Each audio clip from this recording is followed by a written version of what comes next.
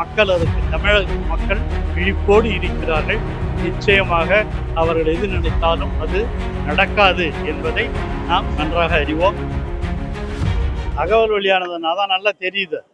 அவங்க என்ன சொல்றாங்களோ அதுக்கெல்லாம் தலையாட்டுறது தான் இப்போ இருக்கிற அதிமுகவினுடைய வேலை. அவங்க என்ன சொல்றாங்கங்கிறத கேட்டுட்டு தான் அவங்க செய்கிறாங்க. அதிமுக கிடையாது, பிஜேபியினுடைய அது 2வது அணி கிடையாது. பிஜேபியே மாறிட்டாங்க. ஏன்னா அவருக்கு இருக்கிற பல்வேறு நெருக்கடிகள் அதெல்லாம் எப்படியாவது சமாளிக்கணுங்கிறதால தான் அவர் டெல்லிக்கு போய் அங்கே பார்த்து இங்கே பார்த்து எல்லா விதமான நடவடிக்கைகளையும் மேற்கொண்டு இருக்கிறார்.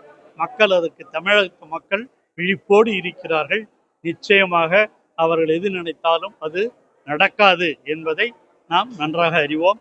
தமிழக முதலமைச்சர் தளபதி அவர்கள் இந்த 4.5 ஆண்டுகளில் செய்திருக்கிற சாதனைகள் எல்லாம் நம்முடைய மக்கள் மனதிலே வேரூன்றி இருக்கிறது. அதன் உடனோடு தான் இன்று நம்முடைய இந்த கனவு திட்டத்தையும் முதலமைச்சர் அவர்கள் துணைக்கி வைத்திருக்கிறார்கள். ஆகவே அவங்க கனவுலாம் நிறைவேறாது. அவங்க எப்படியாவது ஆட்சிக்கு வந்துடணும்னு கனவு கண்டு கொண்டிருக்கிறார்கள், அது வேற. ஆனால் நாம் செய்கிற திட்டங்களை தொடர்ந்து நாம் சொல்லி கொண்டிருப்பது தான் நம்முடைய கனவு திட்டம். நம்முடைய கனவு தான் பலிக்கும்.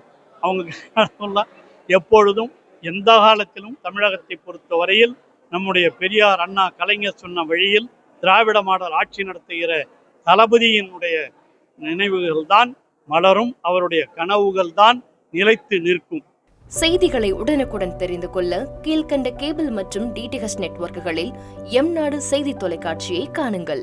பாதகம் செய்பவரை கண்டால் நாம் பயம் கொள்ளலாகாது பாப்பா. மோதி மிதித்து விடு பாப்பா, அவர் முகத்தில் உமிழ்ந்து விடு பாப்பா. அண்மை செய்திகளை உடனுக்குடன் தெரிந்து கொள்ள இணைந்திருங்கள் எம்நாடு தொலைக்காட்சியுடன்.